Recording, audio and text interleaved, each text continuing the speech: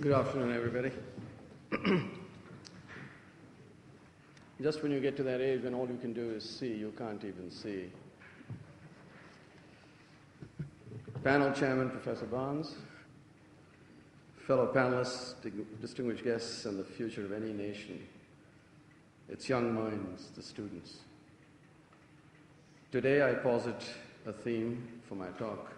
It goes thus: transparency and access to information, the key to unlocking the modern regulatory state.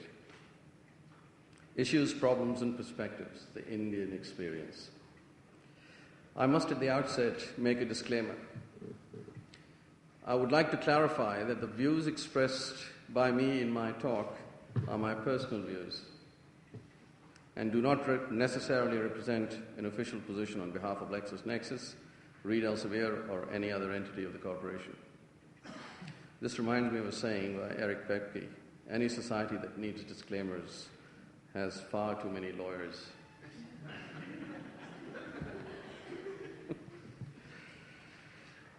My Indian experience is best reflected through Tagore's words.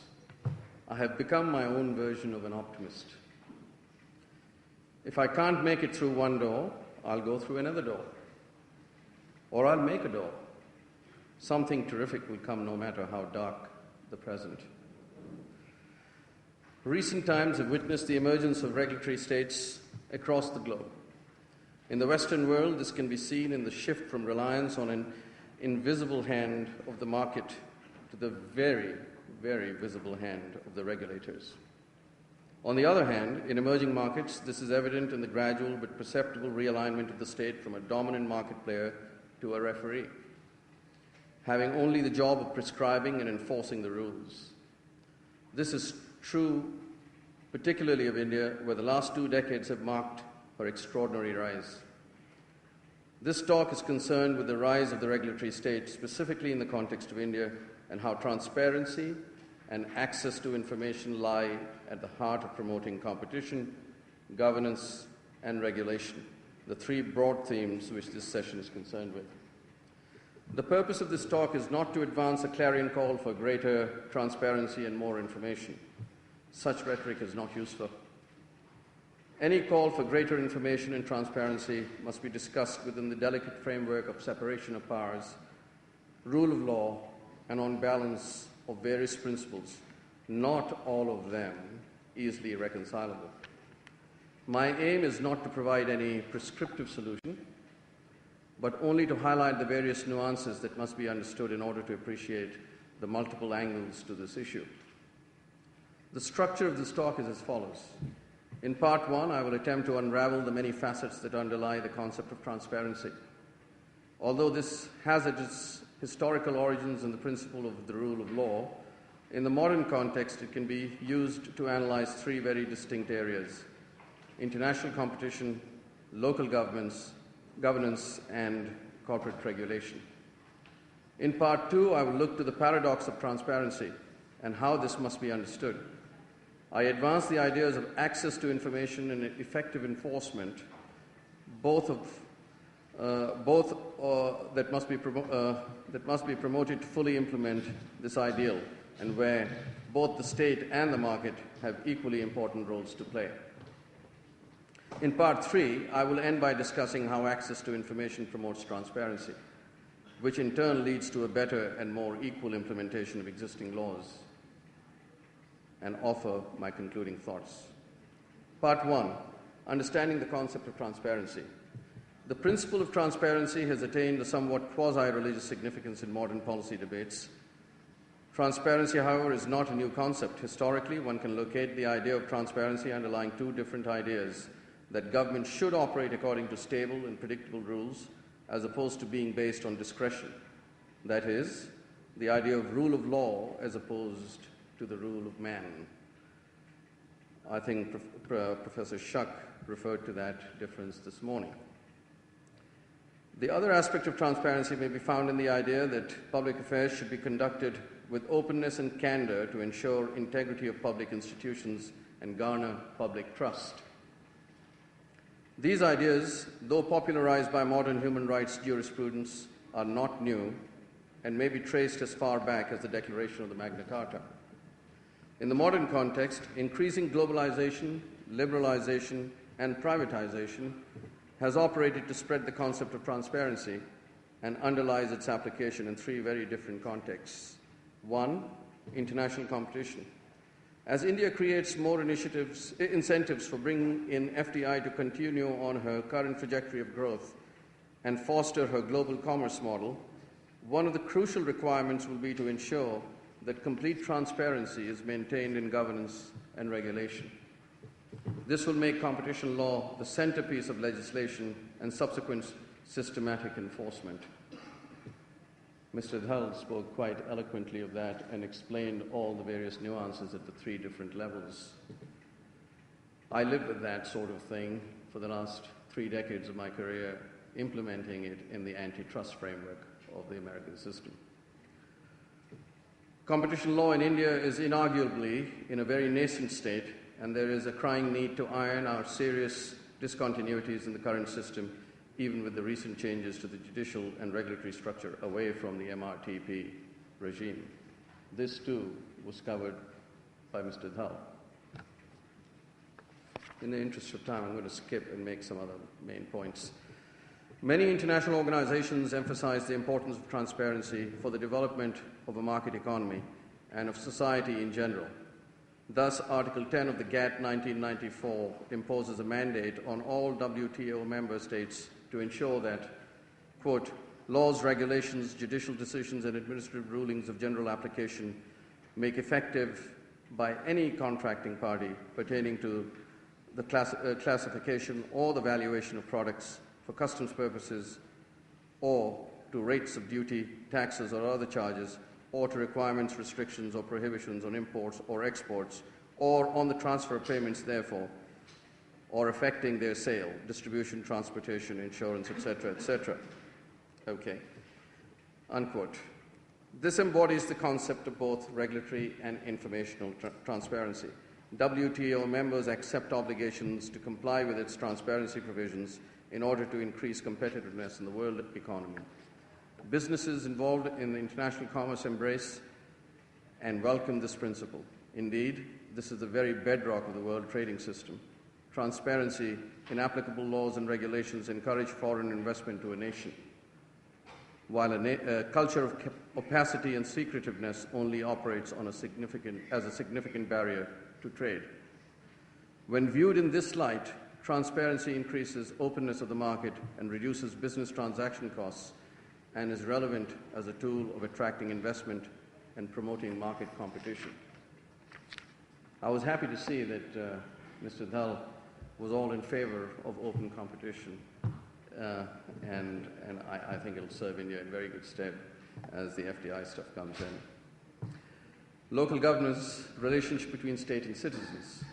Attributes such as courage and integrity go hand in hand too, and India owes the strength of its strong foundations today to jurists like Justice Krishna Iyer, who once warned Mrs. Gandhi at the peak of her power that, "Be you never so high, the law is above you."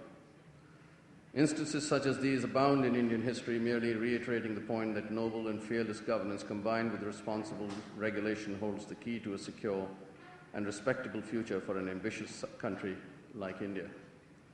Uncontrolled power cannot be justified in a democratic system of government. Government must be both responsible to and responsive to the community. Public institutions are expected to carry out their roles and responsibility with integrity and efficiency in the service of the public. As agents of the public, these institutions are required to be accountable.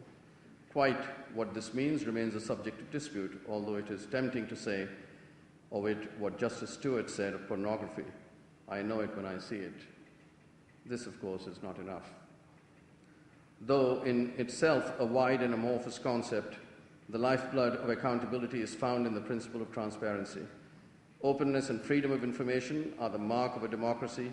Secrecy, as they say, is only the preserve of a dictatorship.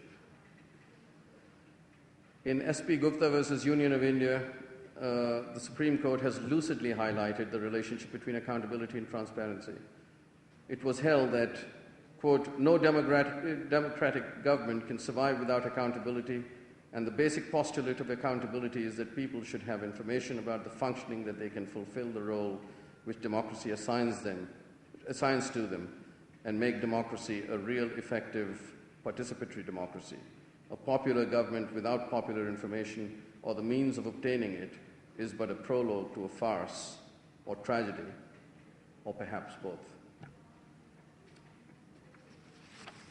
As Justice Louis Brandeis has famously remarked, and as endorsed by Justice A.P. Shah in the Disclosure of Assets case, sunlight is the best disinfectant. The principle of transparency is a sine qua non for good governance.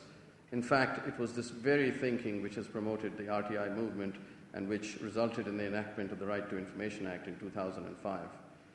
The RTI Act has in large part enabled the free flow of information from public agencies to private individuals, allowing input, review, and criticism of government action, thereby increasing the quality of Indian governance. But more on that later. Corporate regulation. In corporate theory, the idea of a corporation's separate legal personality sits uneasily with the fact that ultimately it is the directing mind and will which runs it.